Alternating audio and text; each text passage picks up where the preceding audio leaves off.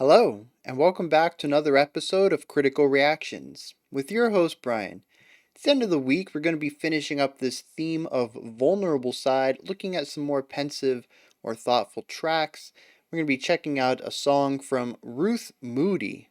That last name just feels like it fits the theme so well. I don't know about the song yet, but I'm already sold on the name. The song is called Pockets. It features Mark Knopfler. Let's get into this. See what's going on. Ruth Moody, what do we got? Pockets. We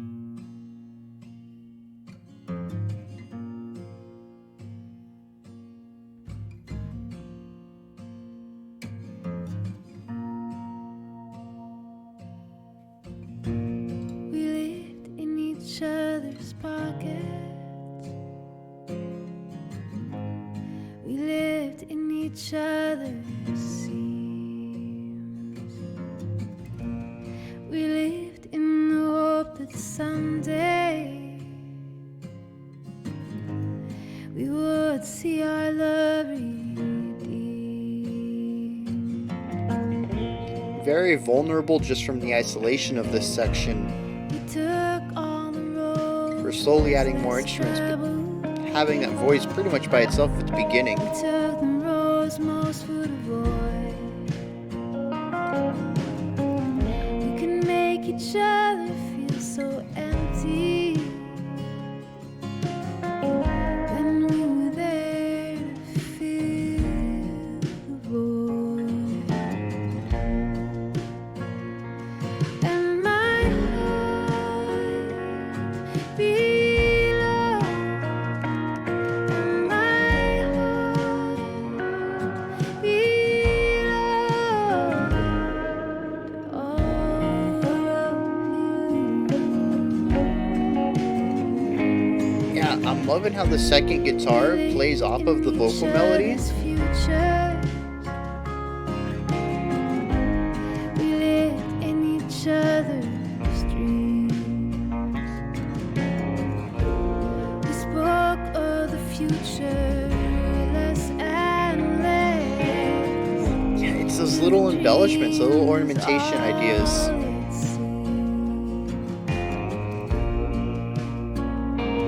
And my heart belongs.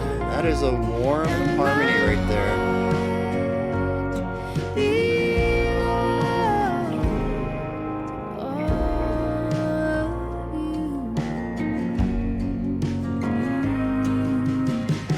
Oh, but how we dreamed we would have died back then. We were young, we believed. As brothers live. It's interesting we have like a muted guitar laying down Captains know the time signature here. But soon the curtain it came down on us. Blame was laid and questions raised. And so like leaves we were all scattered. In our hearts we never So many layers. I'm loving this.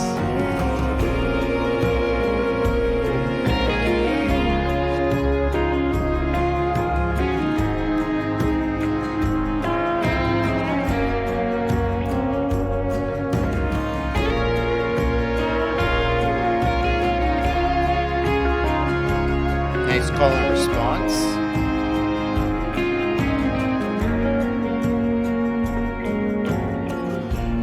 We lived in each other's pockets with the shadows and the shame. We held on for fear of losing love just as quickly as it came. And my heart belongs. And my heart belongs. And my heart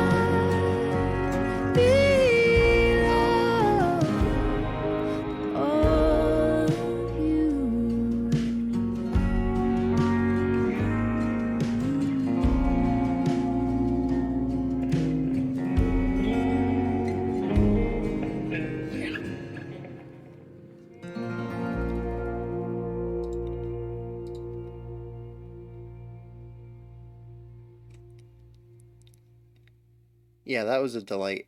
100%.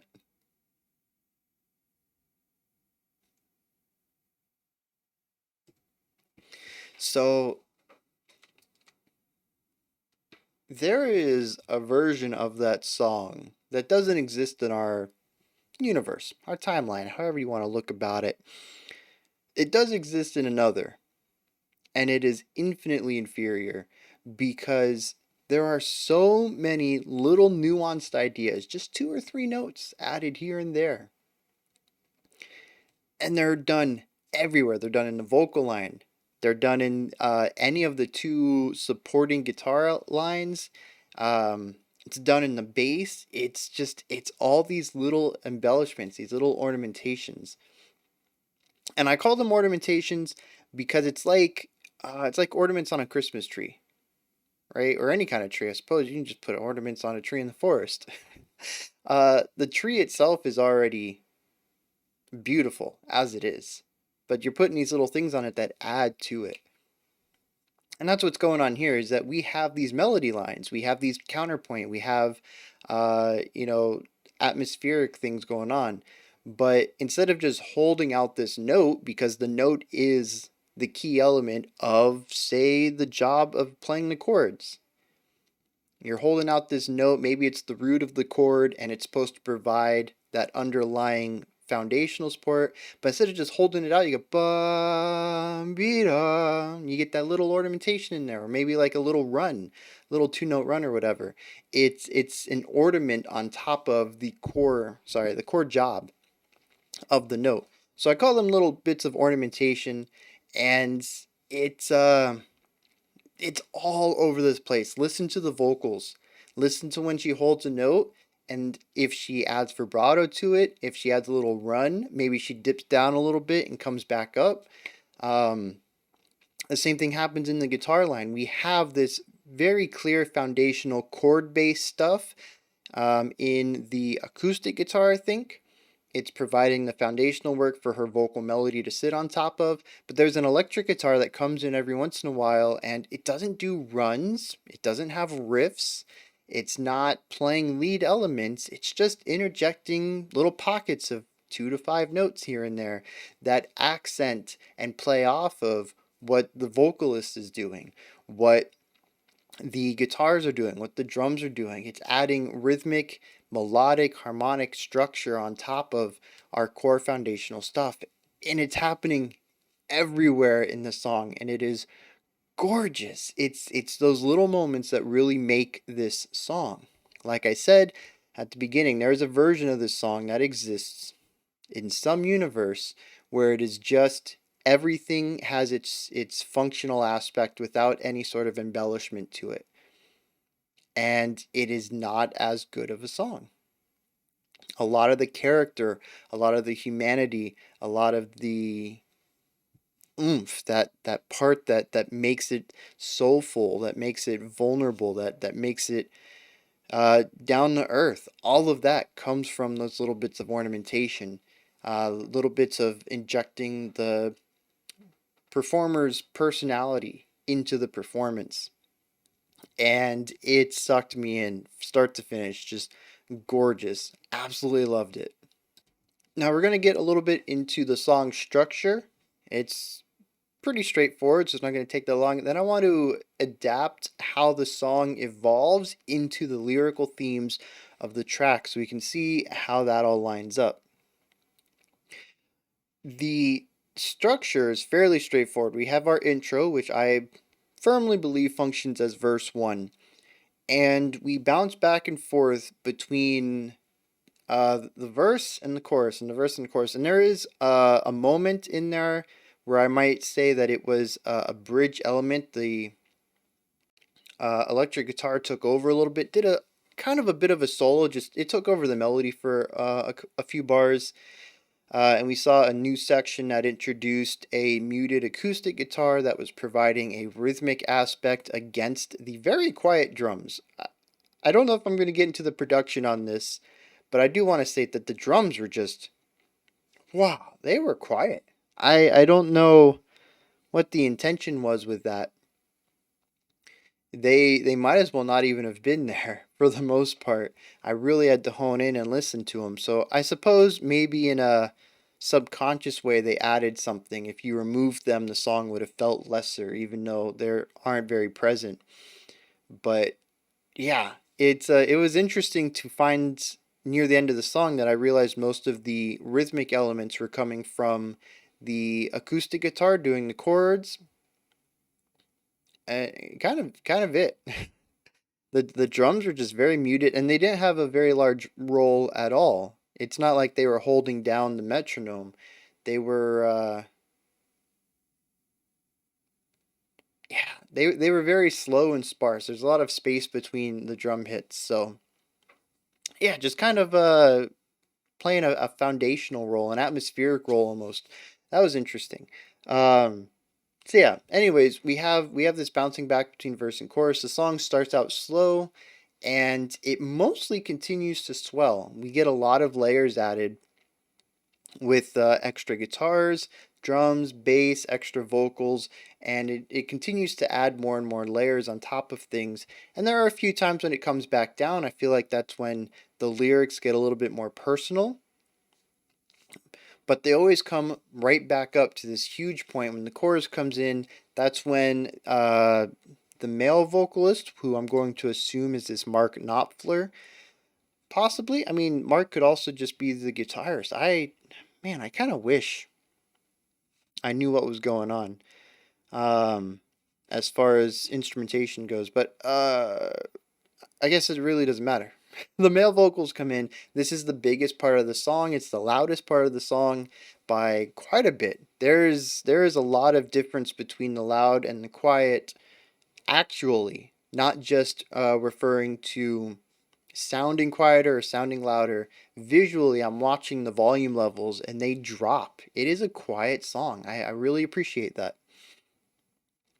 But what was I going? Oh, the song structure. Yeah. So we have these moments of massive growth and layering into the chorus, and I think this is really interesting. The verse tends to talk about more personal recounts, almost personal experiences. It seems like it jumps around a little bit. I'm not sure that there's any total through line between all of them, other than they just seem to be some sort of lived experience between people, possibly from Ruth's history, her past. But they all deal with people in some capacity, relationships between people, and I think it's important that those are muted moments musically. I think it really allows the vocalist to open up and bar their soul and say, this is who I am. This is stuff about me. And the music backs down a little bit and allows the vocals not only to be the most present element in the song, but also to be accompanied by not much else. And I've always spoke about this in the past, that if you want a section of your song to sound vulnerable, to really have that aspect of vulnerability to it, it's you want isolation. I think that helps a lot in amplifying that feeling, and especially when we saw in the intro, the very first part we come into, we have an acoustic guitar playing chords and our vocalist, and you really don't get much more isolated than that, other than just having vocals alone, which it works. There's definitely songs that can make it work, but I feel like it's a bit more difficult to pull off properly. So usually just having that accompanying line, I think, is a fantastic way and an easy way to achieve that isolated vulnerable element where it feels like the vocalist or the lead instrument is totally alone, all by themselves. And when you really get this sort of melancholic atmosphere, that nice sort of dreary but slightly happy, pensive, looking back on times kind of feeling, with your chord progression and the melody on top of it playing off your chord progression. And then you get that nice isolated vocal. It really has this person in a room by themselves, talking to themselves kind of vibe. It's very personal, very vulnerable.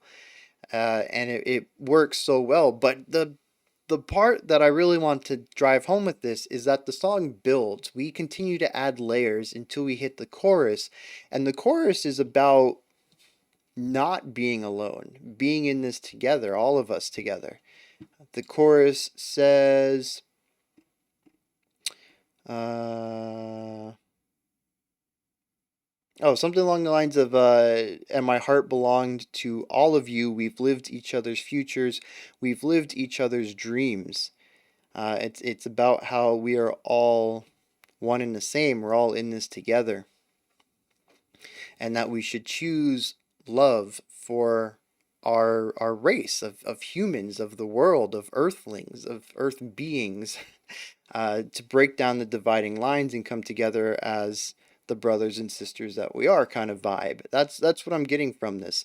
And I love how that darkness, that emptiness of the isolated pockets of her talking about her past, or whatever those the verses where it talks about these specific experiences, it gets driven out to make way for these larger layered sections, especially with the vocal harmony. So we're actually getting another human voice being applied to this message as well, and it all just it comes together so nicely into this package of hopefulness.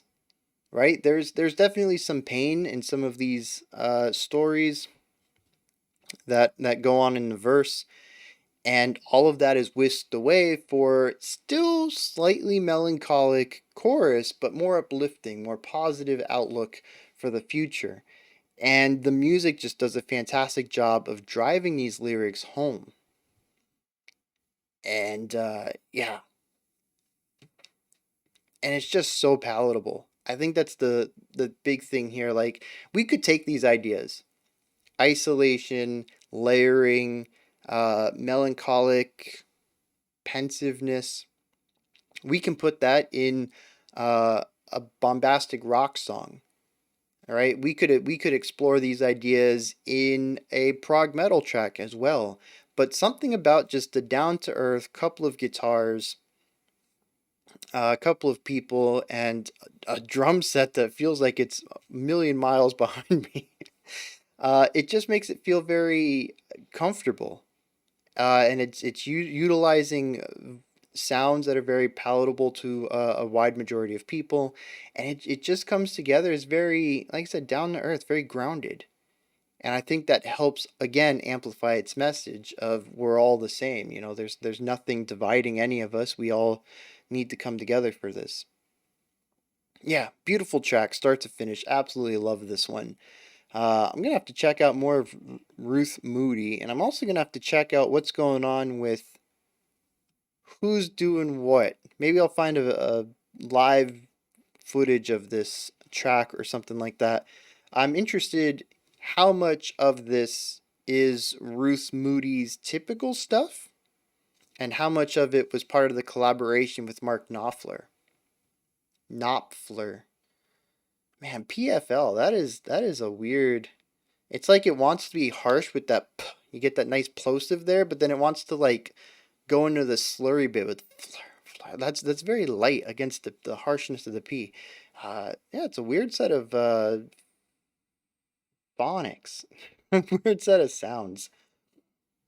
Mark Knopfler. I'm curious what his contribution is to this, and probably also check out some of his other stuff. I'm seeing right here that he also did another collaboration with an Emmylou Harris.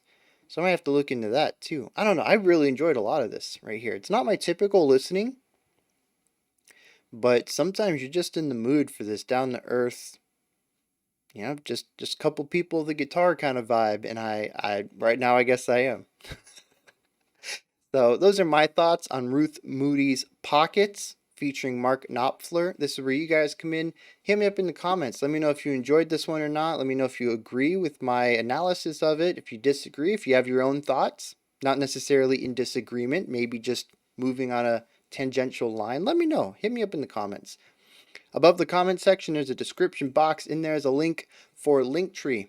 Take you to this site right here, this menu, whatever you want to call it. You can join the Discord server for the community. You can support me through Patreon. You can buy some Critical Reactions merch. You can get some special selections on the channel. Tell me exactly what you want me to check out. It's all there. There's a bunch of stuff. Go ahead and check it out. Above the description box, if you could, like, subscribe, and ring the bell. I got one more video coming out in about 9 minutes. It's going to be the creator request for today, where a band gets in contact with me, says, "Hey, you check out our music?" And I say, "Yeah, I think I will." You can look forward to that one. Otherwise, as usual, the weekend will be empty. I'll be back on Monday at 5 p.m. Eastern Standard Time, 10 p.m. UTC. We'll be starting next week's theme of something. I don't know why I never remember the themes, man. It gets to Friday and I'm just like, what are we even doing anymore? Oh, yeah, an excessive amount of blank. Anything that's excessive. Uh it's going to be a long week. A lot of these songs are excessive in length, and I think the length is just a byproduct of its excessiveness in other areas. But yeah, the average time of these songs are double digits. Uh so it's going to be a fun week. Anyways, you can be ready for that. I'm going to try to get a live stream out this weekend, one of the blocked Patreon live streams. I'm going to get it all done up and presentable and put it up here. It's going to be the October one, if I remember correctly. I think I put the September one up last week, so it'll be the October one. I'm going to get one out every week until we're caught up, so you guys can check those out. All right, until next time, remember to be critical, not cynical of the music you listen to. And have a fantastic morning, afternoon, or evening, whenever you choose to watch my videos.